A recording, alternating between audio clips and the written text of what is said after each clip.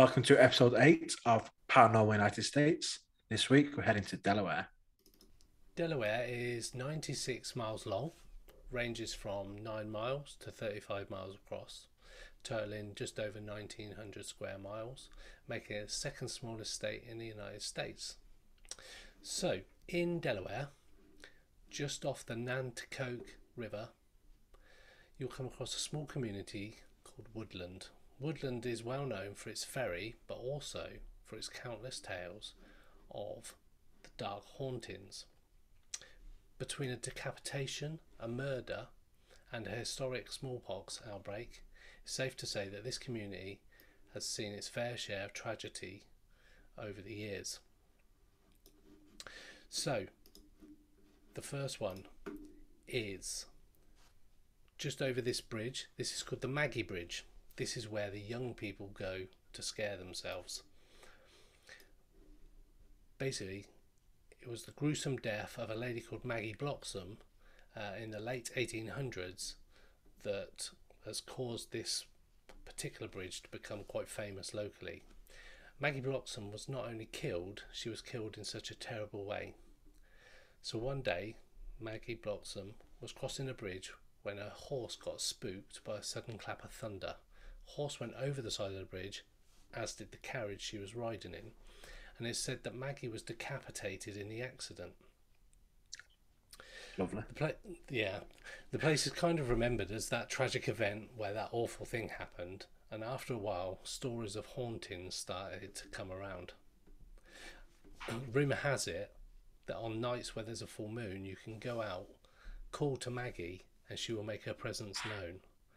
People say that if you go out there and go, Maggie, Maggie, I've got your baby, you can hear strange noises coming from the woods sort of either side. You'll also be able to see her carrying her head in her hand, which is mental. One of the things that is strange though is in the forest at the same time you'll also see lights. Also, cars act up and the electronics go all over the place. Cars don't start. So very strange happenings. Yeah, that's right. You don't really hear that with like haunting type cases. No, because the lights in the woods, that's reminiscent of something sort of UFO or Yeah. like a fairy light type thing. So yeah, quite strange. Some people even say that you'll see Maggie's apparition wandering around the woods as well. So Spooky. there have been many quick to write off the fact of the story of Maggie as nothing but folklore. However, Maggie is actually buried in a private cemetery not far from the bridge. So it was a real person. She did die locally, and rumour has it that she haunts that place.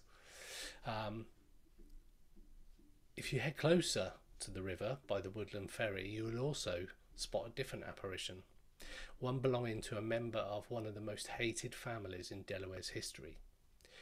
Jacob Cannon, the cousin of the notorious Patty Cannon, was shot and killed right in front of his home by somebody that owed him money.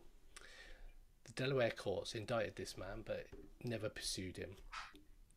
And it's said that at random times Jacob's apparition could be seen wandering around where he was shot, which is right by the Woodland Ferry. Right in the same area as well, so not only have those two things happened, we've also got a terrible tragedy unfolded. A third of the Woodlands population lost their lives as a result of smallpox outbreak in the year 1903. So all in this same area, weird stuff's happening. As soon as it was known that there was smallpox among some residents in Woodland, the local citizens begged the government to quarantine, and they closed all the entrances and exits and didn't let anybody out or into Woodland. An entire community was then left without medicine or food. Many starved to death, others died as a result of a lack of medical care. Wow. So these people that died were wrapped in a white sheet and all put in the same hole in a mass grave. It's not even marked, so they don't even know really where it is now. And all these tragedies have left their mark on a very quaint community. So next time you pass through here, don't be surprised if you have a paranormal counter.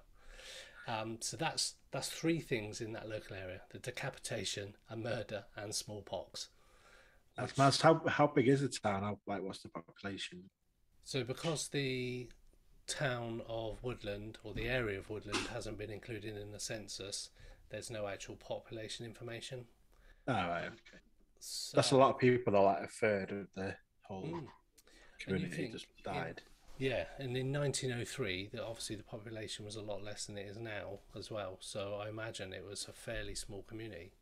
But if you think about it, these people are begging for quarantine by the government to stop a pandemic, essentially. Hmm. And Yeah, now, today's day, everybody's fighting against the pandemic quarantine.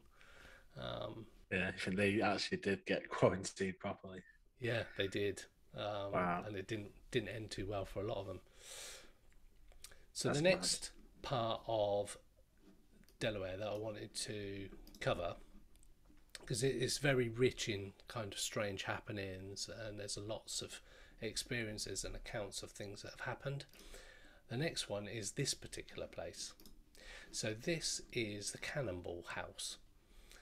So it's named as such because outside there's actually a cannonball in the wall and in one of the bricks. So you can actually see this, and Right. it's been a restaurant, it's been a laundromat, it's a private home for pilots, and it was built in 1765. So in the grand scheme of things, this is quite an old property Yeah, in the yeah. United States, also 150 years or so old.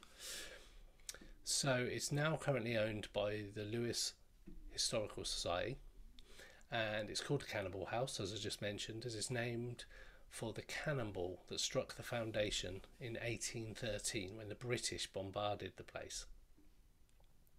Shout So out to the British. shout out to the British. Did it end too uh, well? no, no. So built around 150 years ago, like I mentioned, it's been a restaurant, laundromat, a private home for pilots, including Captain David Rowland. Reportedly, his family member Susan lost her life when her skirts brushed against the hearth of the open fire and she went up in flames. Since society bought the property in 1963, there have been some mysterious happenings. One door won't stay shut, even when it's been nailed closed to keep it opening.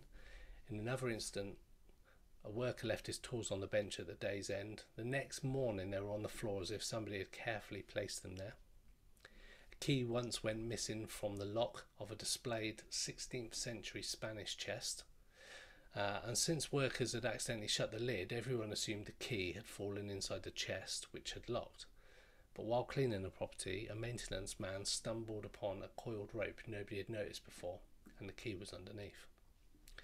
It's said that Susan, the lady who died, is a playful spirit, but a more aggressive spectre might occupy the society's nearby Rives Holt house.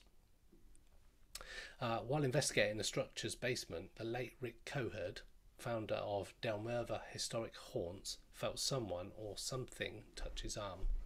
Someone is up close and in your personal space, he said after the experience, but you can't see anyone. And he said he found the experience hard to forget. So there's two houses in the local area where there's been spirits.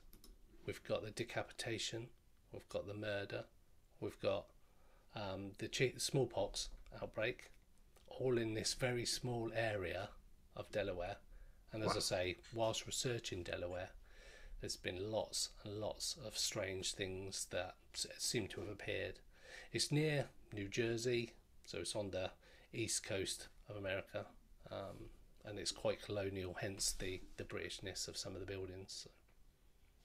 Yeah, that's mad. It's like I think that whole area around Delaware, New England way, it's just a lot of like folklore and these stories going back.